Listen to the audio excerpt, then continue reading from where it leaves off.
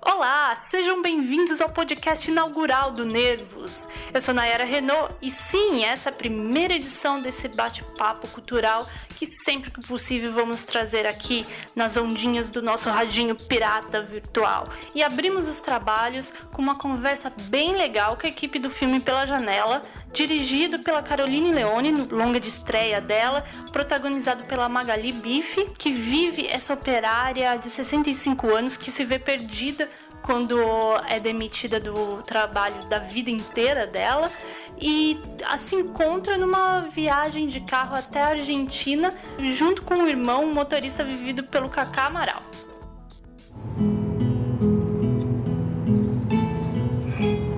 Como é que é lá na Argentina? Nós já estamos na Argentina. Não tá tudo igual? É um igual diferente. Nós começamos esse bate-papo com a Caroline contando pra gente qual foi a inspiração dela para esse filme e como ela quis mostrar o trabalho como parte integrante da vida das pessoas. A nossa sociedade ela é toda moldada para você, o seu valor tá ligado ao que você produz e ao que você consome.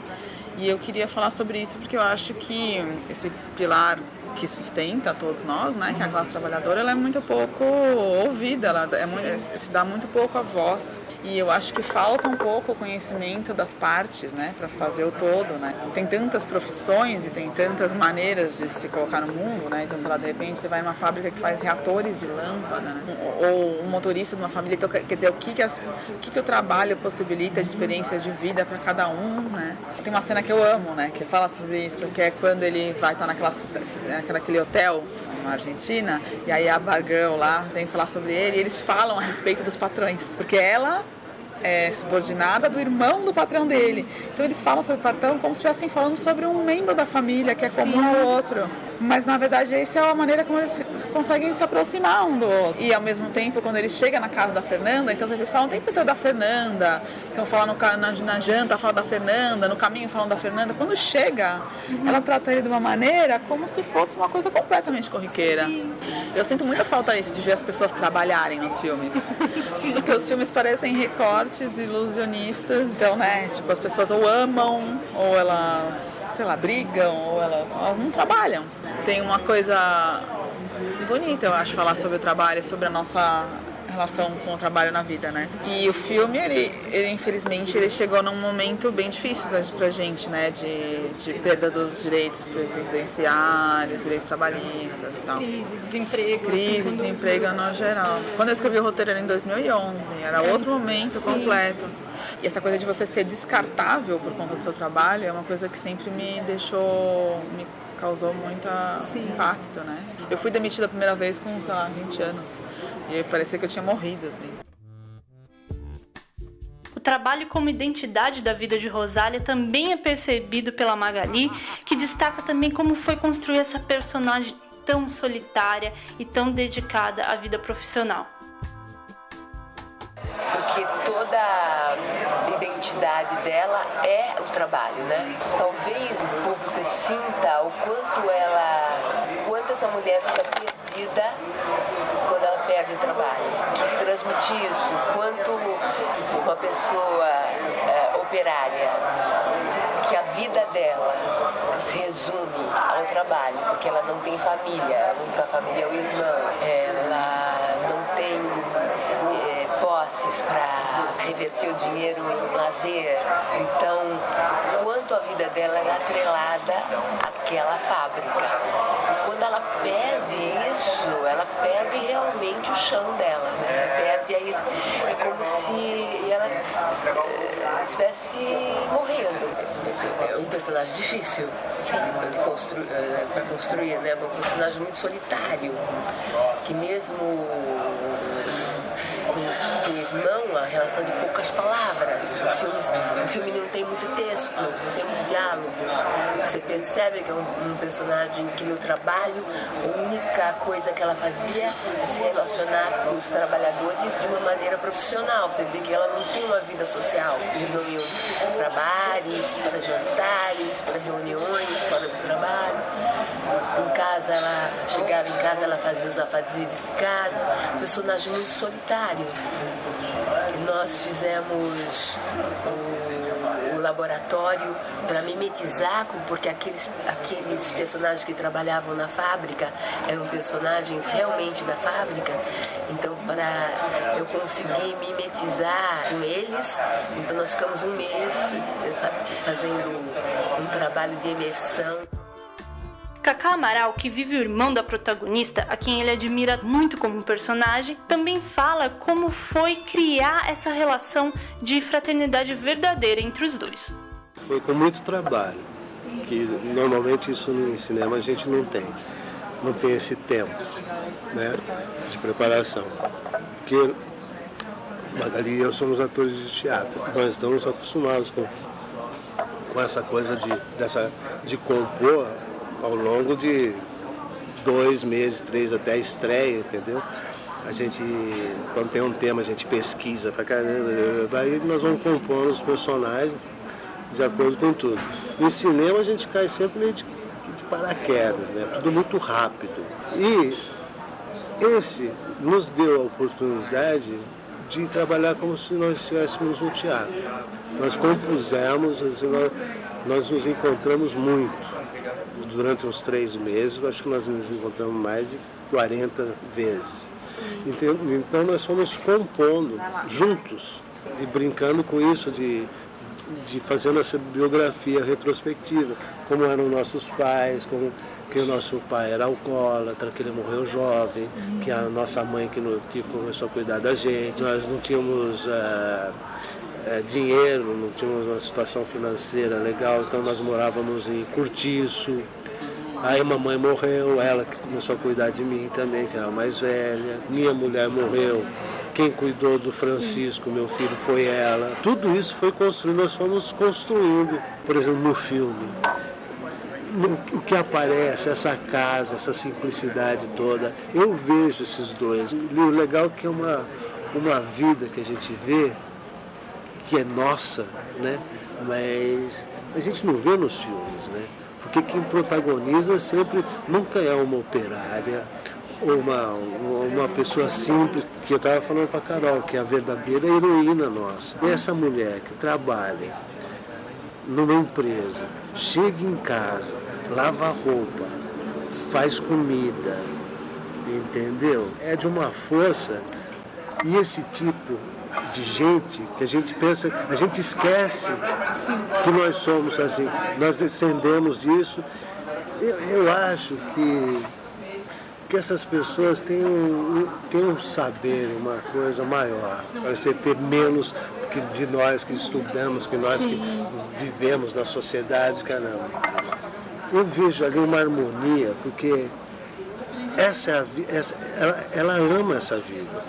Ela não está em conflito, porque, nossa, eu queria ser outra coisa. Ser uma advogada, sei lá, eu queria ser diplomata, eu queria ser... Não, Deus me reservou isso. É mais ou menos como eu acho que eles pensam.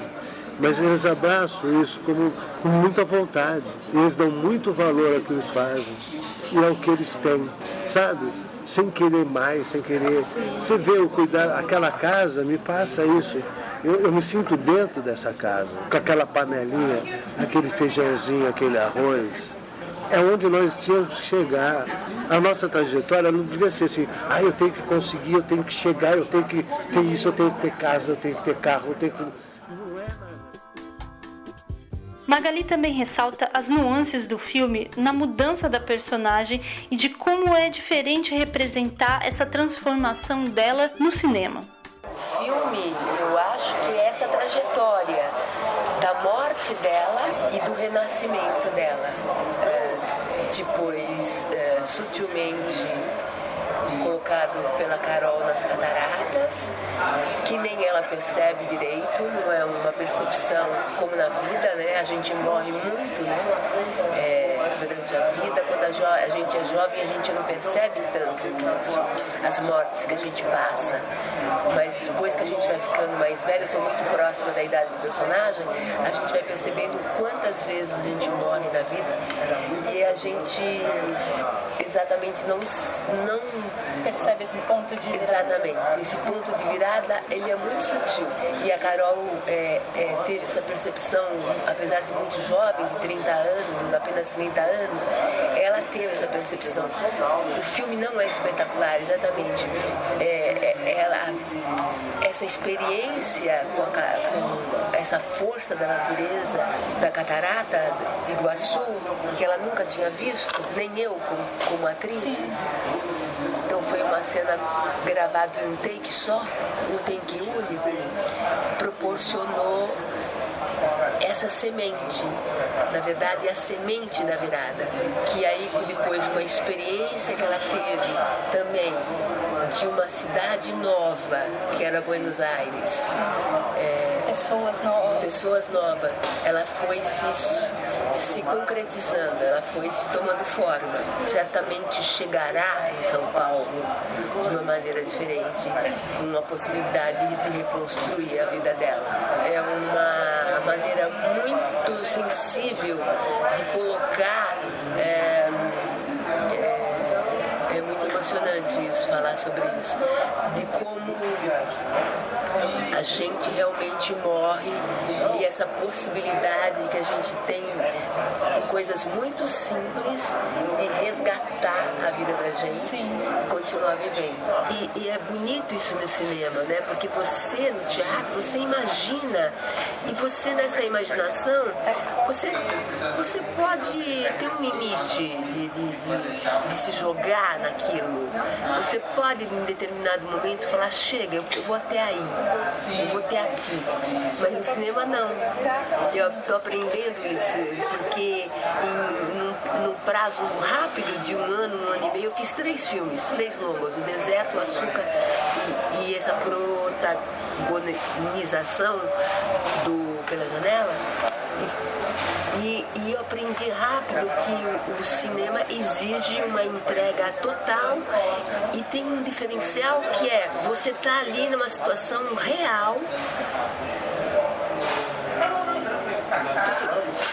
e muitas vezes o que você imaginou não serve e a situação real te exige também coisas muito diferentes e vai muito além do que você tinha imaginado.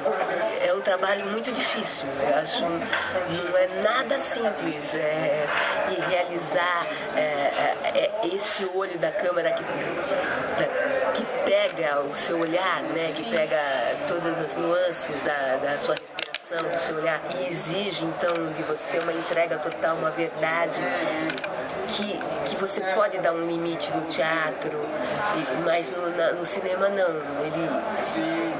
Ele exige que você inesperadamente vá naquela situação real que às vezes você não tinha previsto, claro, porque no estudo do papel em casa não tem nada daquilo, né? Não é uma situação imaginária. E o cinema não, ele te coloca numa situação real. A cachoeira tá ali, a garganta do diabo estava ali nas cataratas e parece um tsunami aquilo.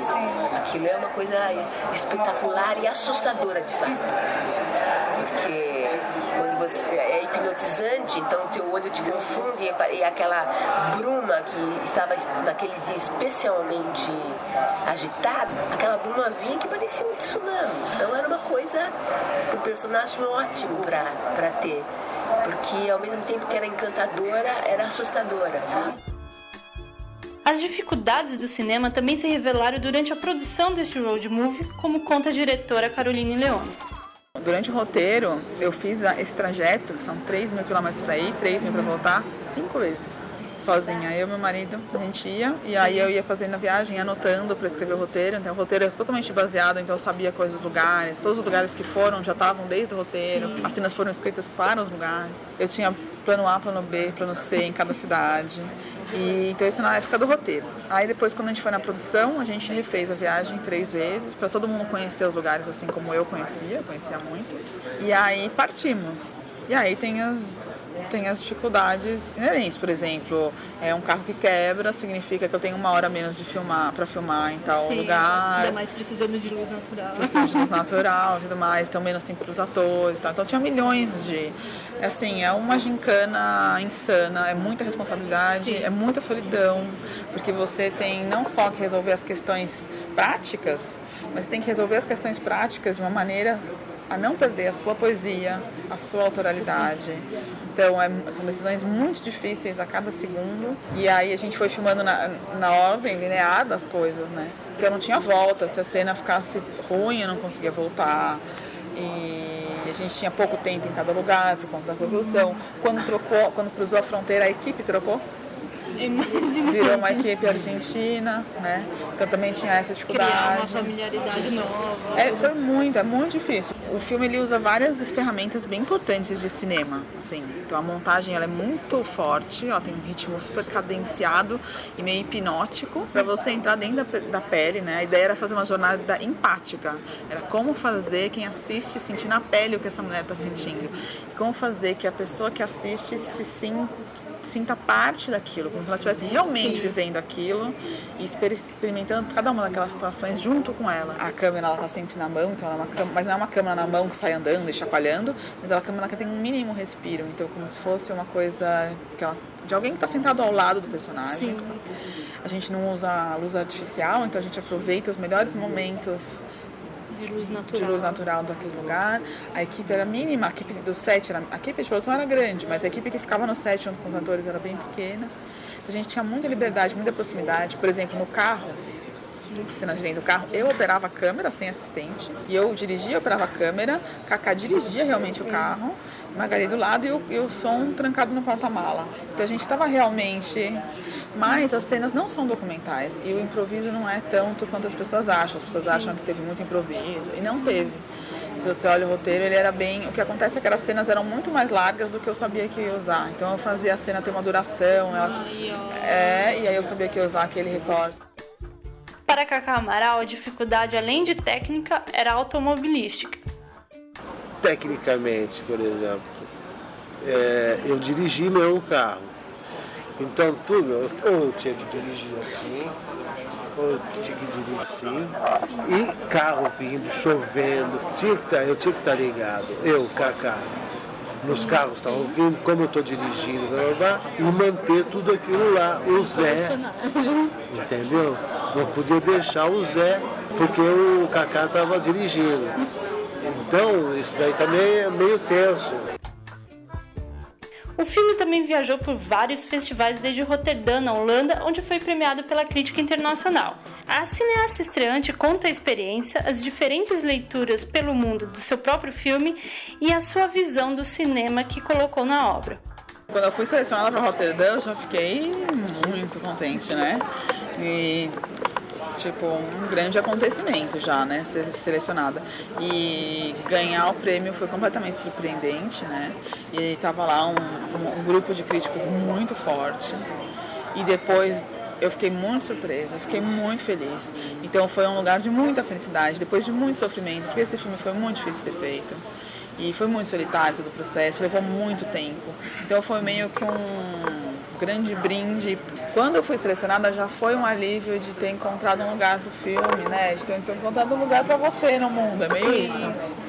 E aí quando você ganha com aqueles filmes que estavam competindo, era uma coisa inimaginável. Então foi muito bom. E abriu as portas pro filme em muitos festivais internacionais, né? O filme está viajando muito fora do Brasil. Ganhou prêmio em Washington, em Havana, a competição estava fortíssima de primeiros filmes, né? Muito difícil. Tivemos um lançamento comercial na Argentina no começo do ano, na metade do ano, e foi surpreendente também. A gente não tinha nem assessoria de imprensa lá e a crítica foi toda, tinha a primeira página lá, La Nación, Clarín, então foi muito, muito legal. Então tudo isso faz você acreditar no cinema, no poder do que o cinema tem, e me faz ter vontade de fazer outro filme, porque eu tinha dúvidas quando eu estava no processo, assim. E agora não, quero muito fazer o próximo filme. Mas o que também é muito gostoso é ouvir o que as pessoas acham na saída do cinema, né? Que aí depois, todas essas mini leituras, essas camadas de leitura que eu fui construindo na feitura, é impressionante você ver como as pessoas leem, né? Cada um de acordo com a sua sensibilidade, a pessoa entende, né? Então, essa coisa da montagem super sutil, de repente você vê alguém falando a respeito, coisas sobre o trabalho, você vê alguém falando a respeito, ou alguém que tinha uma mãe operária e vem falar comigo depois, ou de alguém que fala, por exemplo, na Holanda, foram muitas pessoas que vieram me falar a respeito da morte, né? Que o filme fala sobre a morte. Sim, porque talvez essa questão do trabalho não pese tanto para eles, mas a do envelhecimento. Na Europa, Em Havana, as pessoas vieram me falar assim, sim, é muito importante seu filme num momento em que o Brasil está passando pela situação que está passando. Então ele é um filme que ele tem muitas possibilidades de leitura e eu sinto que ele conversa muito com o público. Assim. Eu acho que eu estou falando sobre cinema no filme, por isso o título, Pela Janela. Então a gente está falando sobre, sei lá, os Lumière, os irmãos na fábrica, a saída da fábrica. A gente está falando sobre o road movie, está falando sobre um monte de coisas de cinema que são bem importantes. Então eu sou muito fã do neorrealismo italiano. Então, de Sica e Amigos. Sou muito fã da Inês Varda, muito, muito, muito. Então, ela é uma influência para a vida, para mim. Então, os filmes dela, eu bebi muito dos filmes dela durante a faculdade. E eu sou muito fã do Kiarostami também. Sou da turma do cinema iraniano lá. Então, eu acho que são esses, assim. E eu gosto muito do cinema documentário brasileiro. Então, Coutinho, João Salles... São as coisas que mais reverberam com a minha maneira de pensar o mundo. A diretora Caroline chegou a comentar sobre um próximo filme, ela só adiantou que se trata de outra jornada feminina. Enquanto essa não chega, a gente fica com a da Rosália, com Pela Janela em cartaz em todo o Brasil. E ficamos aqui com a primeira edição do Nervos Entrevista. Agradecemos a sua audiência e esperamos vê-la em breve no nosso próximo podcast. Até mais!